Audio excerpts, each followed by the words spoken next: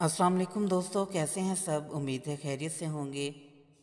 तो दोस्तों, आज हम बात करेंगे मुत्तहिदा अरब अमारात यानी यूएई और दुबई के बारे में, और जानेंगे मुत्तहिदा अरब अमारात क्या है और इसकी क्या तारीख़ है। और बात करेंगे दुबई के बारे में कि वो जगह जहां एक वक्त था कि धूल के अलावा कुछ भी नहीं था, लेकिन आज दुनिया की बुलंदो बाला अमारात कायम हैं। इसके पीछे क्या राज है, जानने के लिए वीडियो को एंड तक देखें। और जिन्होंने मेरा चैनल सब्सक्राइब नहीं किया वो ज़रूर करें, ताकि इसी तरह हिस्ट्री से मुतल्लिक आपके नॉलेज में इजाफ़ा होता रहे।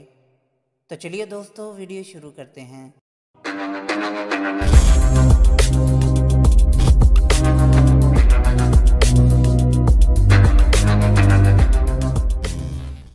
जब अमेरिका की रियासत जॉर्जिया की एक छोटे से कस्बे से ताल्लुक़ रखने वाली निकोल स्मिथ लॉडविक ने दुनिया की सबसे ऊंची इमारत बुर्ज खलीफा की चोटी पर जाकर ये कहा कि hi mom, I am at the top of the world, तो ये सिर्फ बुर्ज खलीफा की ऊंचाई की बात नहीं कर रही थी, ये ऊंचाई दुबई की भी थी, जो बहुत ही थोड़े अरसे में तरक्की करते करते बुर्ज खलीफा बन गया है और इसमें मज़ीद मंजिलों का इजाफा होता जा रहा है। स्काई डाइवर और स्ट्रीम स्पोर्ट्स की खिलाड़ी निकोल स्मिथ बरतानिया की तरफ से मुत्तहिदा अरब अमारात यूएई को सफरी पाबंदियों की रेड लिस्ट से निकाले जाने पर कौमी एयरलाइन अल अमारात या एमिरेट्स की एक इश्तिहार में काम कर रही थी। इससे पहले दुनिया में कोई भी इश्तिहार इतनी बुलंदी 828 मीटर पर नहीं फिल्माया गया था, लेकिन इससे पहले किसी मुल्क ने इतने कम वर्षों में इतनी ज़्यादा तरक्की भी तो नहीं की। सिर्फ 30 साल पहले तक जहां सिर्फ धूल उड़ती नज़र आती थी, वहां अब दुनिया की आला तरीन सड़कें और जदीद तरीन मेट्रो चलती हुई दिखाई देती हैं। जहां एक एक दो दो मंजिला चीदा चीदा मकान नज़र आते थे, वहां अब शानदार फलकबोस इमारतें खड़ी हैं और पूरी दुनिया के सयाह और बिजनेसमैन जिनकी तरजीह लंदन, पेरिस और न्यूयॉर्क हुआ करते थे, अब दुबई का रुख करते नज़र आते हैं।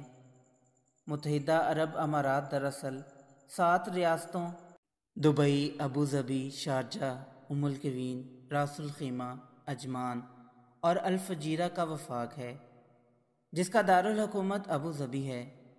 ताहम जब भी मुत्तहिदा अरब अमारात का जिक्र आता है तो सबसे पहले जहन में नाम दुबई का ही आता है। इसलिए मुत्तहिदा अरब अमारात की बात दरअसल दुबई की बात है। अगरचे अबू धाबी, शारजाह, रासुल खीमा और दूसरी रियासतों का भी अपना मुकाम है, लेकिन दुबई बस दुबई है। इन रियासतों को 1 दिसंबर 1971 को बरतानिया से आज़ादी मिली थी और अगले ही दिन यानी 2 दिसंबर को 6 रियासतों ने एक वफाकी इत्तेहाद बना लिया था। 7वीं रियासत रासुल खीमा 10 फरवरी 1972 को इत्तेहाद में उस वक्त शामिल हुई जब ईरानी बहरी फ़ौज ने आबनाए हरमज़ में कुछ जगहों पर यह कहकर कब्ज़ा कर लिया कि ये इसकी मलकियत हैं। रासुल खीमा और शारजाह भी इन इलाकों पर अपनी मलकियत का दावा करते थे। इस तरह इन दोनों रियासतों के इत्तेहाद में शामिल होने के साथ साथ ईरान से इलाकों पर तनाज़ुर भी इसके हिस्से में आया, जो आज तक जारी है। इन रियासतों के रहनुमाओं ने 1820 से लेकर 1890 तक बरतानिया से मुख्तलिफ माहदों पर दस्तखत किए थे, ताकि बरतानिया इन्हें बहिफाजत तजारत करने की सहूलत फराहम करता रहे। बरतानिया इन्हें ट्रोशियल स्टेट्स यानी अल अमारात अल मुतसालिहा कहता था, और क्योंकि बर्रसगीर पर उस वक्त बहुकूमत बरतानिया का राज था, इसलिए इन रियासतों की करेंसी भी इंडियन रुपया ठहरी और अमाराती बाशिंदे इसी में अपना लेन देन करते थे। 1959 में इसका नाम खलीजी रुपया रखा गया, जिसकी कीमत शुरू में इंडिया के रुपये के बराबर ही थी। बाद में आज़ादी के बाद इन रियासतों ने अपनी करेंसी मुतारफ़ करवाई। दुबई में तकरीबन 100 साल पहले इलाके के ताजिर, चाहे वो हिंदुस्तान के हों, फ़ारिस या इराक़ के, सब यहाँ आके आहिस्ता आहिस्ता जमा हुए اور یہ تجارت کا گڑھ بن گیا۔ جب برطانیہ نے یہاں تیل دریافت کیا تو ابو ظبی کے حکمران شیخ زید بن سلطان النہیان اور دبئی کے شیخ راشد بن سعید المکتوم اور امارات کے دوسرے رہنماؤں کو آمدنی آنے لگی۔ بعد میں شیخ زید متحدہ عرب امارات کے پہلے صدر اور شیخ راشد پہلے نائب صدر بنے۔ دبئی کے لوگ موتیوں کی تجارت کرتے تھے اور آس پاس کے علاقوں میں جا کر انہیں بیچتے تھے۔ اسی طرح دوسرے تاجر بھی یہاں آتے اور اپنی اشیاء بیچتے۔ اس علاقے میں تجارت کا ایک نیٹ ورک بن چکا تھا اور تاجر چاہے کویت سے ہوں یا بصرہ سے، وہ ہندوستان کے شہر گجرات یا کیرالہ جاتے ہوئے دبئی میں ضرور رکتے تھے۔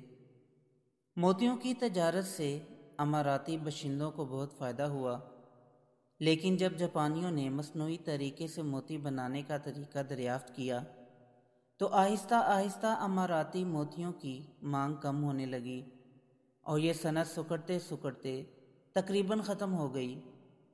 تیل کی دریافت کے بعد بہت سے اماراتی باشندوں نے موتیوں کی صنعت کو چھوڑ کر تیل کے سیکٹرز میں تجارت شروع کر دی، اور جب 1971 میں انہیں برطانیہ سے آزادی ملی تو اس کے بعد تیل کی پیداوار اچانک بڑھ گئی، جس سے علاقے کی معیشت کو بھی سہارا ملا اور دبئی تجارت کا گڑھ بن گیا۔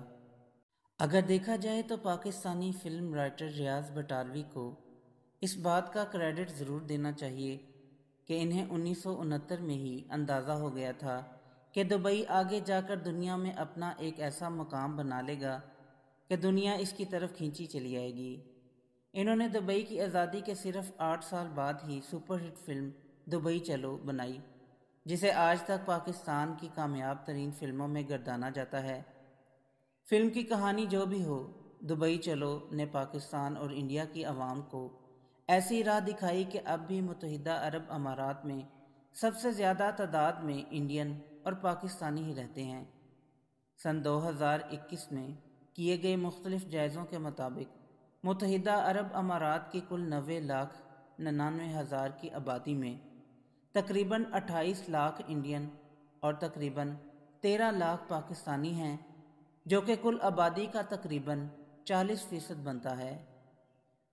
جس ملک میں 1979 سے 1980 تک دھول اڑتی تھی، جہاں صرف 1 یا 2 سٹوری کے گھر ہوتے تھے جنہیں مقامی طور پر گراؤنڈ پلس 1 اور گراؤنڈ پلس 2 کے اپارٹمنٹس کہا جاتا تھا، اب وہاں پوری دنیا کی تقریباً 200 کے قریب قومیتیں آباد ہیں۔ آخر اس کی کیا وجہ ہے؟ یہ دبئی اور ابو ظبی کے حکمرانوں کے ویژن کا نتیجہ ہے۔ انہوں نے آزادی کے فوراً بعد ہی فیصلہ کر لیا تھا کہ ملک کو کہاں لے کر جانا ہے۔ دبئی میں ویژن شیخ راشد کا تھا، جسے شرمندہ تعبیر شیخ محمد نے کیا، اور یہ عمل ابھی بھی جاری ہے۔ اگر شیخ زید نے اماراتی ریاستوں کو متحد کرنے اور تیل کی دولت کے ذریعے انہیں خوشحال بنانے میں کردار ادا کیا، تو دوسری طرف شیخ راشد نے تیل سے آگے کے مستقبل کا سوچا۔ ان کی اس سوچ کو ان کی اولاد مزید آگے لے کر چلی اور دبئی کو تیل پر انحصار کرنے والی ریاست سے دنیا کا ایک بڑا تجارتی گڑھ بنا دیا۔ متحدہ عرب امارات کی سب سے زبردست بات اس کے رہنماؤں کا ویژن ہے۔ دوسرے ممالک میں بھی بڑے لیڈر ہوتے ہیں، وہ سوچتے ہیں، لیکن یہاں سوچنے کے ساتھ ساتھ کام بھی کیا جاتا ہے۔ جس طرح دبئی کی نئی نسل کو تیار کیا جا رہا ہے، وہ اگلے 50 برسوں میں ملک کو مزید بلندیوں پر لے جائے گی۔ ایسے کوئی اشارے نہیں ہیں جو یہ بتائیں کہ ایسا نہیں ہو سکتا۔ یہاں لوگ محفوظ ہیں، بزنس محفوظ ہیں، اور یہاں کی سیکیورٹی کا شمار دنیا کی بہترین سیکیورٹی میں ہوتا ہے۔ امریکہ نے دنیا کی سب سے بہترین ٹیلنٹ کو بلایا اور اپنے ملک میں بسایا۔ یہی حال متحدہ عرب امارات کا بھی ہے۔ وہ اچھے لوگوں کو بلاتے ہیں اور ان سے کام کرواتے ہیں جو ملک کی ترقی کے لیے بہت ضروری ہے۔ دبئی کی ترقی کے پیچھے شیخ راشد کا اہم کردار ہے، کیونکہ دبئی کے پاس تیل بہت کم، اور وہ سمجھتے تھے کہ اگر وہ کاروبار میں ریڈیکل تبدیلیاں لائیں گے دوسرے ممالک کے بزنس مینوں کو سہولیات دیں گے تو وہ اپنے فائدے کے لیے یہاں ضرور آئیں گے۔ دوسری بات یہ ہے کہ وہ ہر نئی چیز کا تجربہ کرنا چاہتے تھے کہ ایسا کرنے سے کس حد تک اس کا فائدہ ہوگا۔ مشہور ہے کہ کچھ برس پہلے ایک ایسا وقت بھی آ گیا تھا جب پوری دنیا کی سب سے زیادہ کرینیں دبئی میں موجود تھیں۔ یہ دور تھا دبئی کی برق رفتار کنسٹرکشن کا۔ اس دوران دبئی کو ابو ظبی سے ملانے والی اہم شیخ زاید شاہراہ کو جدید بنیادوں پر بنایا گیا۔ دبئی میرینا، برج خلیفہ، جمیرہ لیک ٹاور، جمیرہ ہائٹس، پام جمیرہ جیسے بڑے پروجیکٹ شروع ہوئے، اور دبئی ایئرپورٹ کی ایک سادہ سی عمارت کو دنیا کے ایک مصروف ترین ایئرپورٹ کے شایان شان بنایا گیا۔ یہاں یہ دلچسپ بات بتانا بھی ضروری ہے کہ پام جمیرہ کو، جو ایک مصنوعی جزیرہ ہے، بنانے کے لیے کسی قسم کی کنکریٹ یا لوہے کا استعمال نہیں کیا گیا، بلکہ سمندر کی تہہ سے 120 ملین کیوبک میٹر ریت نکال کر اس سے جزیرے کی تعمیر کی گئی۔